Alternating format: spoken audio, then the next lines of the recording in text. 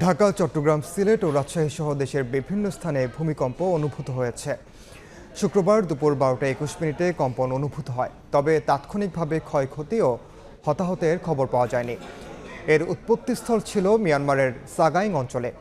Richter স্কেলে এর মাত্রা ছিল 7.7। প্রথম দফার ঠিক 12 মিনিট পর 6.4 মাত্রার আরেক দফায় ভূমিকম্প অনুভূত হয় দেশটিতে। আন্তর্জাতিক গণমাধ্যমগুলোর তথ্য অনুযায়ী ভূমিকম্পের কারণে ভেঙে গেছে বিভিন্ন শহরের রাস্তাঘাট, ধসে পড়েছে বেশ কয়েকটি ভবনের ছাদ। মার্কিন ভূতাত্ত্বিক জরিপ সংস্থা USGS জানিয়েছে ভূমিকম্প অনুভূত হয়েছে থাইল্যান্ড ও চীনেও। ব্যাংককে ধসে পড়েছে একটি নির্মাণাধীন বহুতল ভবন। এর নিচে 43 জন আটকে পড়েছে বলে জানিয়েছে মার্কিন গণমাধ্যম CNN।